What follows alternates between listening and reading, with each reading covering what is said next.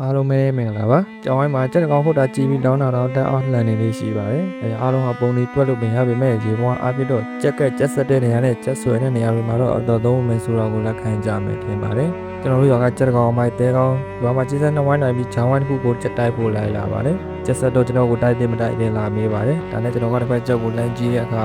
ကျက်ဆက်ကတော့မမားပါဘူး။ချက်ကောက်ချက်ကုံလေးကိုကားရအာတူဟိုကအောက်စာလေးအနေငယ်ပူရှိပါတယ်။ဒါနဲ့ချက်ရှင်ကိုမင်းတို့သိစားရင်တိုက်ဖို့ကျက်ဆက်ကတော့မမားဘူး။ဒါပေမဲ့မင်းတို့ချက်တဲ့ဟိုကနှုတ်လေးပိုလေးမယ်။လေးရင်ငါ့ရဲ့တွင်းတော့ဖွင့်ရမယ်မထင်ဘူး။မင်းတို့တဘောပဲလို့ပြန်ပြောလိုက်ပါတယ်။သူတို့ကလည်းရွာတဲ့ရှီစံဝိုင်းမှာချက်ကောင်ကိုခဏလေးနိုင်ထားတာဆိုတော့သူတို့ရဲ့တာရှင်လေးကိုဖျက်မရပါဘူး။ယုံကြည်စွာနဲ့တိုက်ကြပါတယ်။သူကလေးကဟိုဘက်ချက်ကအထက်ကြီးကနေနိုင်သွားပါတယ်။ဟိုဘက်ကျရဲ့အင်္ဂါရက်တွေကမြဝအမွှေးကြောက်လည်းတန်းကျွတ်မထားပါဘူး။အောက်ဆပ်မန်လေးပွင့်နေတဲ့နောက်မြောင်းနဲ့ကတ်တဲ့အထိုင်ခင်းလေးကောင်းပြီးပေါင်တိတ်အတောင်တိတ်တွေမှာတိုင်ရမရှိပါဘူး။မျက်စံကြည့်ပြီးဝိုင်းပါတယ်။အဲအတွက်ကြောင့်ကြက်ရွှေ့ကြက်ရိုက်နှုတ်ခမ်းအင်မတန်ကောင်းပြီးငုံချလိမ့်မယ်လို့တွေးစားလိုက်တာထင်တဲ့အတိုင်းပဲဆုံးပြီးကိုသွားပါတယ်။နောက်ဆုံးမှလည်းလူမျိုးပဲအတီလေးနဲ့တက်ဖို့သွားပါတယ်။ဒါဟာကျရင်ငါရဲ့တစ်ခုကိုကြည့်ပြီးဆုံးဖြတ်လို့ရတဲ့ခြေပုံးအားဖြင့်အမှန်တန်ဆုံးသုံးသက်ဆုံးဖြတ်ချက်လို့ပြောလို့ရပါတယ်။ခြေပုံးအကျန်းအားဖြင့်ကျက်တကောင်ရဲ့ခွန်လန်းမှန်းစားမှုကိုပြောပြပေးပါမယ်။ကျွန်တော်ရမှာသုံးဝင်ဖို့ဆိုတာတဲ့ကျက်ဆက်တဲ့နေရာမှာခံမှန်းသုံးတတ်ဖို့အတွက်ပါ။အရာအားလုံးအပုံတွေတွက်လို့မရပေမဲ့အများဆုံးတော့နှိစက်မှုရှိပါလိမ့်မယ်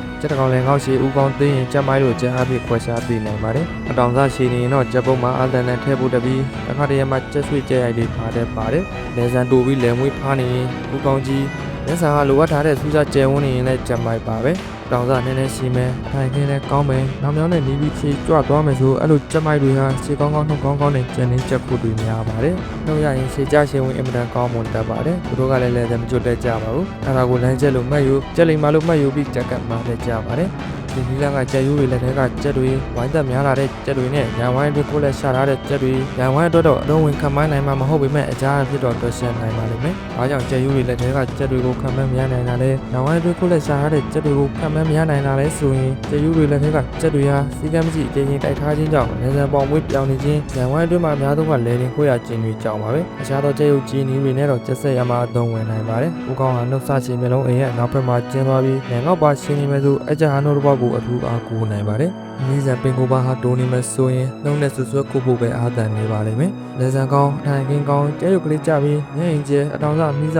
ကောင်းရင်ကျက်လိမ္မာအုပ်စုတဲကားလို့အများဆုံးတတ်မှတ်လို့ရပါလိမ့်မယ်။အဲ့ဒီထဲကမှလူအကျွတ်လားလမ်းလားလမ်းစကားလားဆိုတာကိုလည်းခွဲခြားနိုင်ပါသေးတယ်။ပေါင်လေးတွေပဲပြောင်းပြီးလက်စံမွေးကျွတ်မထားရင်လက်စစ်စစ်ညုတ်ကလေးတို့ပြီးနောက်မြောင်းနဲ့ငုံကက်နေကြက်ဘူးကြက်ကတ်မှာကြက်ပြီးကြက်ချိုကိုငုံကလေးနဲ့ခုတ်မယ်လို့ခံမှန်းနိုင်ပါတယ်။ပေါင်ရွက်လည်းပါပြောင်းမနေဘူးမျက်လုံးအိမ်မောက်ထိုင်ခင်းကောင်းအတောင်စားရှည်အောက်စားတွေပါကတ်နေမယ်ဆိုရင်အမျိုးအကျုပ်ကိုမှငုံကြလိမ့်မယ်လို့သတ်မှတ်လို့ရပါတယ်။အတောင်လေးနဲ့လေတန်ရှိအနေငယ်ပြောင်းပြီးပေါင်လေးတွေပါပြောင်းနေမယ်ဆိုရင်လမ်းစကားလို့ရေပေါ်အားဖြင့်သတ်မှတ်နိုင်ပါတယ်။ပြီးတော့ပူကြထားတဲ့ကြက်လေဆန်တို့ဝီစီကိုင်းလာထည့်ထားတဲ့ကြက်တွေကိုလည်းခံမှန်းဖို့ခက်တတ်ပါတယ်။လေဆန်မရှိတာလေပြောင်းတာခေါင်းမွေးပြောင်းတာဒီသားကြောင့်ပေါင်သားတွေရဲနေတာတွေဟာကြက်ကရမှာခံမှန်းဖို့ခက်တတ်ပါတယ်လို့ပြောရင်တိုက်ချက်ရှိသူညီကိုပေါင်းတိုက်ချက်ကောင်းများပိုင်ဆိုင်နိုင်ကြပါသည်ဗျ။နောက်လာမယ့်ရက်ဒီမှာလည်းတိုက်ချက်နဲ့ပတ်သက်တဲ့ဇင်ဝင်စားစရာအကြောင်းအရာတွေကိုတင်ဆက်ပေးသွားအောင်မှာဖြစ်လို့ကျွန်တော်ရဲ့ channel လေးကိုလည်း subscribe နှိပ်ခဲ့ပါဦးခင်ဗျာ။